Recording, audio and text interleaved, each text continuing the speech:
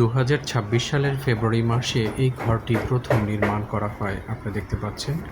আর পুরো জায়গাটি ছিল বালু মাটি দিয়ে ভরাট করা। বালু মাটির উপরে আমি এখানে কিছু উচ্ছিষ্ট খড়কুটো বিছিয়ে দিয়েছি, যাতে করে দ্রুত বালু মাটিটি মাটিতে কনভার্ট হতে পারে। উঠোনের মাঝখানে আমি একটি নিমের গাছ লাগিয়ে দিলাম, আর ঠিক একটু দূরেই একটি কৃষ্ণচূড়া। এই নিম গাছটি এবং কৃষ্ণচূড়া যদি বড় হয় তাহলে এর সৌন্দর্য বহু গুণ বাড়িয়ে দেবে।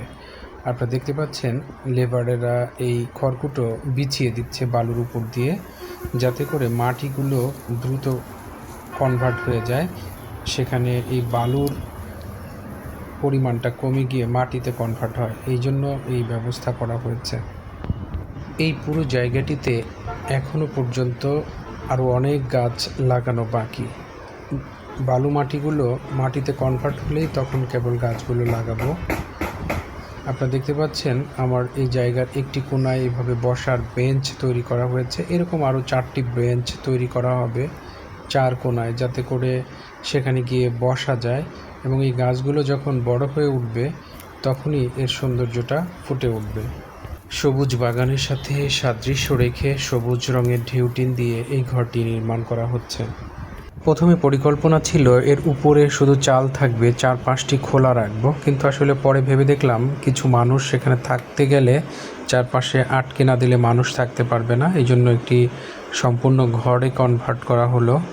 আপনারা দেখতে পাচ্ছেন এটি এখনও নির্মাণ শেষ হয়নি, নির্মাণ কাজ চলমান রয়েছে।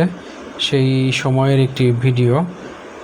ঘরের ভেতরকার অংশ, উপরে বাঁশের বেড়া দিয়ে এর উপরে সিলিং দেওয়া হয়েছে, এবং ঘরটি বেশ বড়সড়।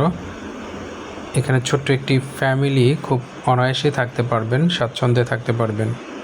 আসলে আমার এই বাগানটি দেখে শুনে রাখার জন্য একটি পরিবার সেখানে সার্বক্ষণিকভাবে থাকা প্রয়োজন। এই জন্যই এই ঘরটি নির্মাণ করা।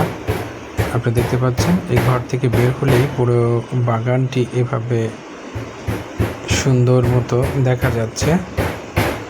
এই হচ্ছে নিম গাছ, আর এইটা হচ্ছে কৃষ্ণচূড়া গাছ। এই গাছ দুটো বড় হলে এর সৌন্দর্য আরও অনেক অংশ ফুটবে। আর এই পাশটাতে একটি ঘর নির্মাণের পরিকল্পনা রয়েছে।